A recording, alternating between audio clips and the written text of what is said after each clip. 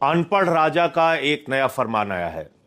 आप जानते हैं अनपढ़ राजा को, हमेशा वो एक नया नया फरमान आपको देते हैं जब भी देश पर कोई संकट आया था। आपको याद होगा कोरोना जब आया था, उन्होंने कहा ताली बजाओ मेरे दोस्तों, थाली बजाओ मेरे दोस्तों, दिया जलाओ मेरे दोस्तों, कोरोना ठीक हो जाएगा। इसके पीछे कोई वैज्ञानिक सोच नहीं थी, क्योंकि अनपढ़ राजा ने कहा था, उसका फरमान मानना था। गोदी मीडिया भी गुणगान गा रहा था।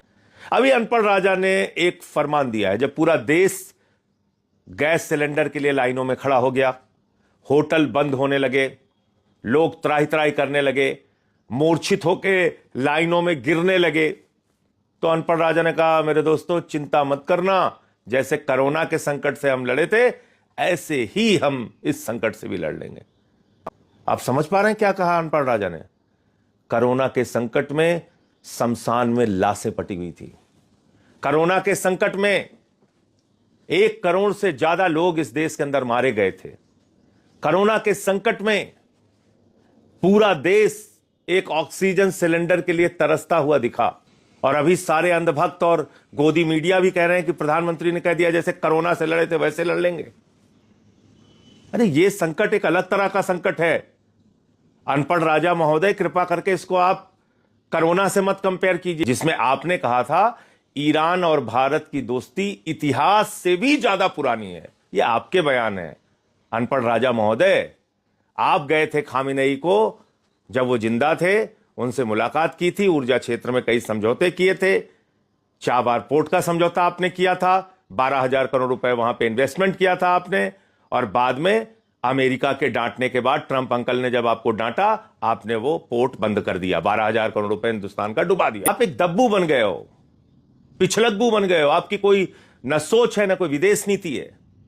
यह संकट आपने पैदा किया, क्योंकि देश की आम जनता को तो यह बात पता नहीं, आपको पता थी कि हार्मोज का समुद्री मार्ग, जिस मार्ग का 60-70% हिस्सा ईरान के कब्जे में है, ईरान में आता है, उसी रास्ते से हिंदुस्तान का 60% कच्चा तेल और 50% गैस आती थी।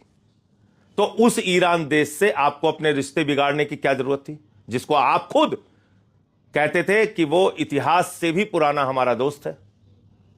आपने खुद ने 2024 में जब वहां के ईरान के राष्ट्रपति मारे गए, तो आपने राष्ट्रीय शोक घोषित किया। मोदी जी, आपने राष्ट्रीय शोक घोषित करने के साथ साथ पार्लियामेंट के अंदर, देश के सर्वोच्च सदन में शोक का प्रस्ताव पारित कराया।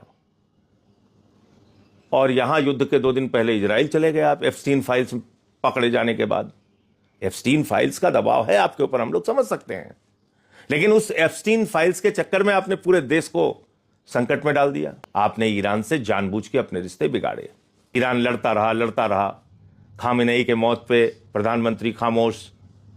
160 स्कूली बच्चियां मार दी गई, प्रधानमंत्री खामोश।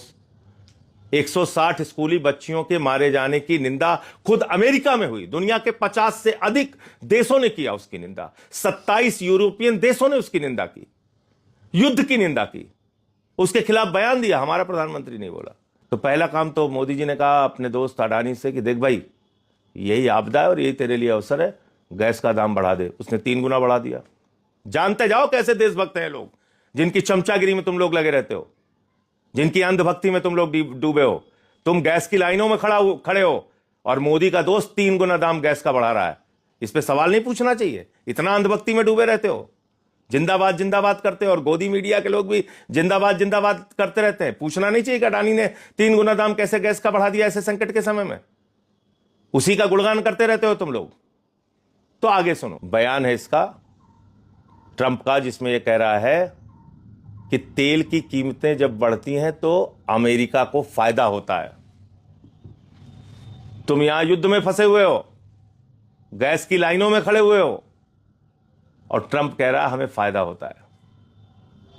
वो कह रहा है हम भारत की जांच कराएंगे। वो कह रहा है हमने जो रूस से तेल खरीदने की परमिशन दी थी वो हमने वापस ले ली। तो इसलिए इस अनपढ़ राजा से जब तक देश को मुक्ति नहीं मिलेगी, जब तक ये व्यक्ति सत्ता से नहीं हटेगा, आप लोग इसी तरीके से परेशान होते रहोगे, और उस परेशानी में ये ऊट पटांग आके बयान देते रहेंगे। आप लोग उसी का गुणगान करते रहना, ऐसे ही जीवन अपना चलाते रहना। ये हालत इन्होंने इस वक्त देश की कर दी है। सारे भाजपाई प्रवक्ता और गोदी मीडिया कह रहे हैं हमें तो कोई परमिशन की जरूरत है नहीं, कई बार तो गोदी मीडिया वाले खुद ही विदेश मंत्री, प्रधानमंत्री सब बन जाते हैं, कहते हैं हमें तो किसी से परमिशन की जरूरत नहीं है। तो परमिशन की जरूरत नहीं है तो सीधे ईरान से खरीदो। ईरान तो आपको सस्ता तेल देता था, रुपए में तेल देता था, अपना टैंकर तो नहीं उड़ाएगा ना ईरान। संकट से निपटने का फार्मूला दे रहे हैं, इस पे थोड़ा बोलना और सोचना समझना शुरू कीजिए, वरना कोरोना जैसी स्थिति अगर हिंदुस्तान में आ गई तो गांव गांव में क्या हालत होगी आप कल्पना कर सकते हैं। जय हिंद।